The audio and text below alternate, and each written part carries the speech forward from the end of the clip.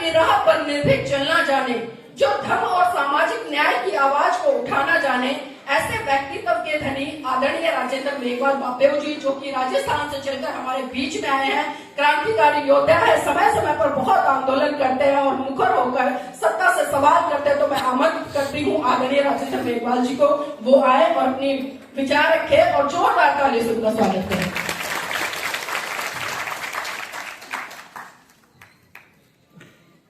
सबसे पहले बहुजन समाज में जन्मे आज तक बाबा साहेब सहित तमाम बहुजन महापुरुषों को क्रांतिकारी प्रणाम नमन। और आप मंच पर विराजमान आज के इस कार्यक्रम के मुख्य अतिथि, विशिष्ट अतिथि और सम्मानित हॉल में विराजमान मातृशक्ति के रूप में माताओं, बहनों और पिता तुल्य बुजुर्गों, युवा क्रांतिकारी साथी, दंपत के अग्रज और संस्थापक मान्यवर जय भीम प्रकाश जी और इनके साथ आज के इस आयोजन में जो दिन रात मेहनत करके ये जो आयोजन रखा, संपूर्ण टीम को मैं क्रांतिकारी जय भीम करता हूं, नमो बुद्धाय, प्रणाम करता हूं, नमस्कार करता हूं। मैं बहुत देर से, हालांकि मैं लेट पहुंचा, फिर भी मैं बहुत देर से मेरे से पूर्व वक्ताओं के विचार सुन रहा था। और आप जो देश के कोने कोने से आचार्य, यहां पर वकील साहब की टीम जो वकील साहब से कोचिंग लेकर के तैयार होकर के आज इस सभा में आए हैं, तो मुझे लगता है कि मैं आपके बीच में कोई बहुत ज्यादा विद्वान नहीं हूं। और इन वक्ताओं के बीच में भी मनाली से आए शेषराम जी के लिए तालियां ज्यादा बजी, क्योंकि उन्होंने कहा कि मैं बहुत कम बोलूंगा, तो तालियां ज्यादा बजी। तो मुझे लगता है कि बहुत ज्यादा बोलना भी नहीं है, बहुत कम बोलूंगा मैं भी। लेकिन मैं आपसे कहना चाहता हूं कि मेरे से पहले, अब जब वकील साहब ने खुद ने आपको ट्रेनिंग दे दी, शपथ संकल्प सारा दिलवा दिया, तो मेरे बोलने के लिए तो कुछ बचा ही नहीं। वक्ता तो मैं आज के इस कार्यक्रम का हूं, लेकिन सारे वक्ताओं ने जो जो मैं सोच रहा था वो सारी की सारी बातें कह दी। तो अंतिम वक्ता के रूप में मेरे पास कुछ बचा ही नहीं कहने के लिए। आप पूर्व में भी बहुत विद्वान हैं और इस दंपत संघ से जुड़कर यदि आप काम कर रहे हैं और तथागत गौतम के बताए मार्ग पे काम कर रहे हैं, निसंदेह आप बहुत विद्वान हैं। आप मनुष्य जीवन के वो अग्रणी मानव है जो जाति और धर्म को नहीं, मनुष्य को निखारने का काम कर रहे हैं। मैं आपको बहुत साधुवाद देना चाहूंगा। साथियों, पिता तुल्य बुजुर्गों, माता और बहनें और बच्चों, मैं आपको बहुत लंबा ज्ञान न दे करके मैं इतना ही कहना चाहूंगा कि ज्यादा ज्ञान देने के लिए अब आज की मीटिंग 5 घंटे 4 घंटे चलने के लिए, हम शायद 500 किलोमीटर 1000 किलोमीटर दूर से आए हैं, तो इतना समय नहीं होगा। आजकल सब माताओं, बहनों और बच्चों और बुजुर्गों के सबके पास इंटरनेट वाला फोन है, शायद 2 भी होंगे। सारा किताब लिया, 2 किताब ले पढ़ ले, ज्ञान सबको है मेरे ख्याल से। लेकिन मैं आपसे निवेदन यही करना चाहता हूं कि हम यदि हॉल के अंदर बैठे हैं, वो लोग निष्ठावान बन जाएं, अपने भीतर सुधार कर लें और तथागत बुद्ध के बताए मार्ग को अपने अंदर उतार करके अपने को संकल्पित कर लें, तो निसंदेह बदलाव आ जाएगा। मेरे से पूर्व वकील साहब ने कहा कि कार्ल मार्क्स के जनाजे में, यूरोप में कार्ल मार्क्स एक दार्शनिक हुआ जिनकी विचारधारा पूरी दुनिया में चल रही है, उनके जनाजे में 14 लोग थे और 14 में 10 उनके खिलाफ थे और 4 उनके श्रेष्ठ अनुयायी थे। 14 लोग थे। और बाबा साहब अम्बेडकर की अंतिम यात्रा में लाखों लोग थे और रो रहे थे, अश्रुपूरित श्रद्धांजलि दे रहे थे। लेकिन हुआ क्या, जो बाबा साहब के अंतिम कारवां में जो लोग थे, वो लोग रो तो रहे थे लेकिन निष्ठावान नहीं थे। और कार्ल मार्क्स के जनाजे में लोग तो नहीं थे, 14 लोग थे, उनमें 4 ही लोग निष्ठावान थे। उन्होंने संपूर्ण दुनिया में विचारधारा को बढ़ा दिया, विचारधारा को लागू कर दिया। और हमसे पूर्व में ये जो सीनियर लोग बैठे हैं, छात्र जीवन में जिन्होंने एसएफआई में काम किया, वो कार्ल मार्क्स की विचारधारा से प्रभावित है, वो ताउम्र कॉमरेड बन के रहता है, वो विचारधारा नहीं छोड़ता। वो भूखे मर जाएगा लेकिन विचारधारा नहीं छोड़ता। हम लोगों को भी दृढ़ निश्चय और संकल्पित होने की आवश्यकता है।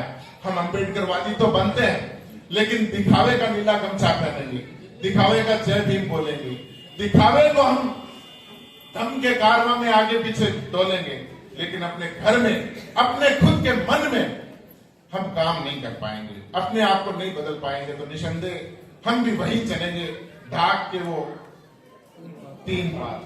हम वहां तक ही चल पाएंगे। 1,000 किलोमीटर से 500 किलोमीटर से आकर के वकील साहब का, नीलम जी का और उनकी टीम का जीवन बर्बाद करने का कोई औचित्य नहीं होगा यदि हम इनसे सीख करके अपने आप में धारण करके नहीं गए और हम आगे कुछ नहीं बढ़ा पाए। तो हर व्यक्ति हमारे अंदर पैदा होता है। हजारों वर्ष पहले कबीरदास जी पैदा हुए, उन्होंने भी उस पाखंड का विरोध किया जिनका बाबा साहब ने 70 साल पहले किया।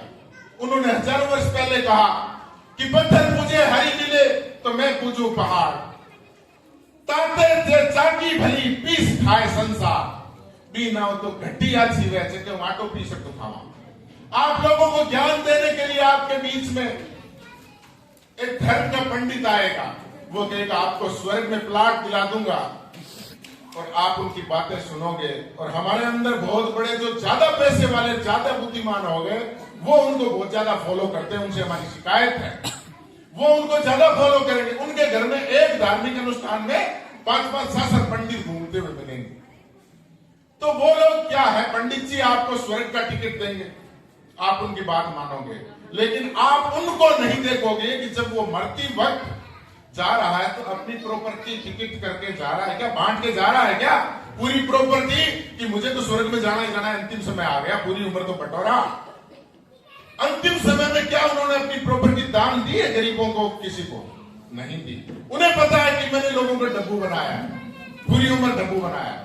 ये आपका स्वर्ग नरक सब यही है।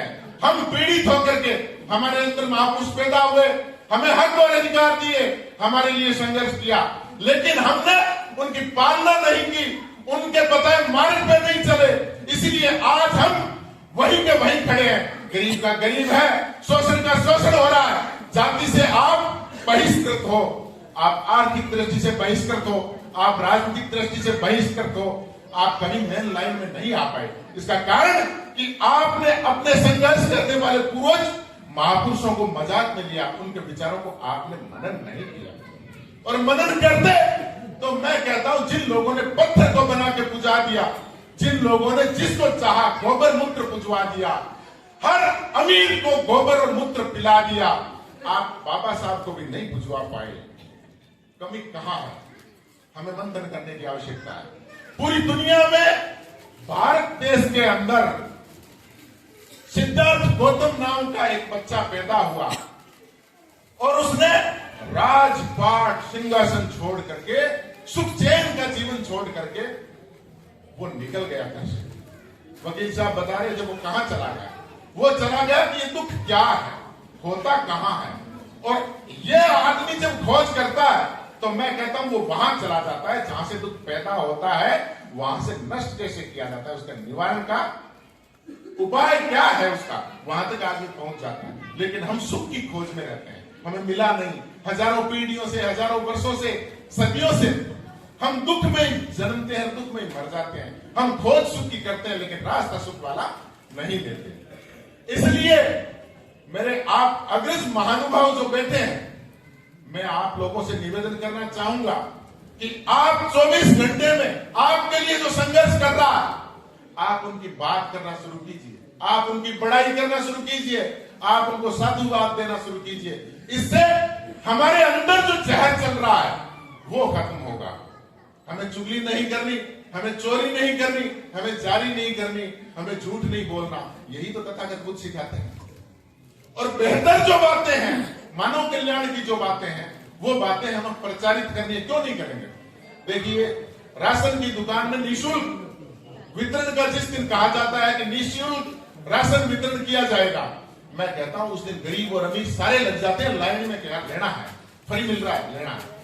ठीक उसी तरह आपने नफा और नुकसान, फायदा और नुकसान आप लोग, हम लोग बता नहीं पाए लोगों को, इसलिए हम अकेले बैठे हैं। और लोगों की जो विचारधाराएं, हमारे खिलाफ विचारधाराएं हैं, वो आज हमारे ऊपर चढ़ के बोल रही है।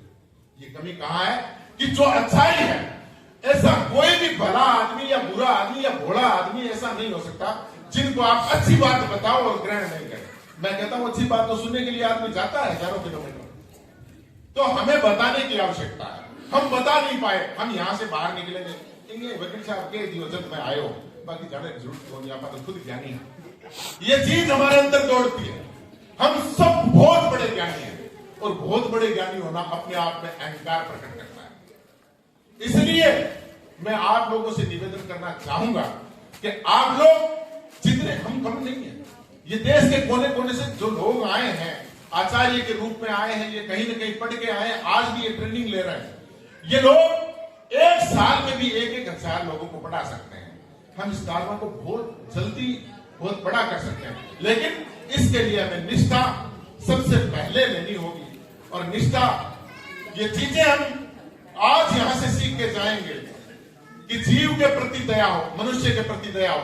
जब सिद्धार्थ गौतम घर से निकल करके पूरी दुनिया में मनुष्यों के अंदर जब भी मनुष्य के निखार की बात आएगी तो सिद्धार्थ गौतम का नाम आएगा। दुनिया में धर्म को माने या न माने, आज भी आप देश में या दुनिया में सर्वे करो, हम सोचते हैं कि हम हॉल में बैठे हैं, हम ही बुद्धिस्ट हैं। नहीं, बुद्धिस्ट होना क्या है? बुद्धिस्ट होना यह है कि आप जो काम कर रहे हैं, क्या आप होश में कर रहे हैं? आप जो कर रहे हैं, क्या वो सही कर रहे हैं? आप जो कर रहे हैं, क्या उसके प्रति आप निष्ठावान हैं? क्या वो वैज्ञानिक दृष्टिकोण से सही है? और क्या मनुष्यों के जीवन के लिए बेहतर है? वो चाहे किसी जाति या किसी देश का हो, उसके लिए, मनुष्यों के लिए, मानवता के लिए यदि वो काम बेहतर है तो आप करें। यदि इतना आप गौर करें तो गलत काम नहीं कर पाओगे। तो इसलिए देश के अंदर मैं कहता हूं कि जो अस्पताल चल रहे हैं वो भी बोध की एक ट्रेनिंग है। मेरा मानना है, ये मेरा तर्क है कि अस्पताल में वैज्ञानिक दृष्टिकोण से मनुष्य को बचाया कैसे जा सकता है, मनुष्य की बीमारी का इलाज कैसे हो सकता है, यही तो बोध पद्धति है, यही तो तथागत बुद्ध कहते हैं। तो वहां भी स्कूल कॉलेजेस हैं, वहां भी मैं चाहता हूं कि वहां भी वैज्ञानिक दृष्टिकोण की बात होती है और मानवता को संवारने की बात होती है। यही तो बोध पद्धति है। और कौन नहीं करना चाहता है? मनुष्य को कौन नहीं संवारना चाहता? किस जाति और किस धर्म के लोग हैं जो नहीं चाहते कि मनुष्य ना संवरे? सब संवारना चाहते हैं, लेकिन इसके पीछे एक पाप चला आता है। वो पाप ये है कि मनुष्य, लोग संवरे या न संवरे, मैं संवरूं, मेरे गाड़ी घोड़े बंगले कंपनियां फैक्ट्रियां पैसे ये सब कुछ नौकर चाकर मेरे हैं। इस पाप के चलते ये दुकानें चल रही है और हर चीज फर्जी साबित होती है। हमें इस चीज से ऊपर उठना है, एक निष्ठावान कार्यकर्ता बन करके, निष्ठावान व्यक्ति बन के, निष्ठावान इंसान बन के, बाबा साहब का अनुयायी बन के हमें काम करना है। हम यदि काम करें तो हम बेहतर कर पाएंगे। चाहे जीवन में आप 5 लोगों को ही करो, आप सही मार्गदर्शन दो, आप अच्छा मार्गदर्शन दो, मैं कहता हूं कार्मा वापस नहीं जाएगा, कार्मा इससे पीछे नहीं जाएगा, कार्मा आगे जाएगा। वकील साहब के लिए मैं 2 लाइन कह के मैं मेरी वाणी को विराम दूंगा। शायद मैंने पहले शुरुआत में कहा था, खुद ज्यादा बोल रहे हैं। तो है समय नदी की धारा, इसमें सब बह जाया करते हैं। है समय नदी की धारा, इसमें सब बह जाया करते हैं। वो लोग निराले होते हैं जो इतिहास बनाया करते हैं। वो लोग निराले होते हैं जो इतिहास बनाया करते हैं। साथियों, आप बेहतर काम करो, आपके गुणगान गाए जाएंगे, आप पूजे जाओगे, आप बेहतर करोगे तो निसंदेह आपको लोग सम्मानजनक दृष्टि से देखेंगे। आप सबने बुलाया, सुना, मैं बीकानेर से आया हूं। वकील साहब ने कहा मैं एक्चुअल में सोशल एक्टिविस्ट हूं, राजस्थान से राजेंद्र मेघवाल बापेऊ के नाम से राजस्थान में एट्रोसिटी पे आंदोलन करते हैं और जहां कहीं भी हम पहुंच पाते हैं पहुंचने का प्रयास करते हैं। लेकिन उसके बाद भी अंदर में हमारा पाप है, हम राजनीति में जाना चाह रहे हैं, एमएलए बनना चाह रहे हैं। मनुष्य पापी है, उसकी तरह मैं भी पापी, तो राजनीति भी कर रहे हैं, लेकिन समाज के साथ राजनीति नहीं करनी चाहिए। राजनीति के बिना हमारा उद्धार नहीं है। उस सिस्टम का ऑपरेशन हमें वहां बैठ के करना है, तो हमारे लोग भी अच्छे लोग उस सिस्टम के मालिक बने, ये भी हमारा सोच होना चाहिए। बहुत बहुत धन्यवाद, बहुत बहुत आभार। जय भीम, जय भारत।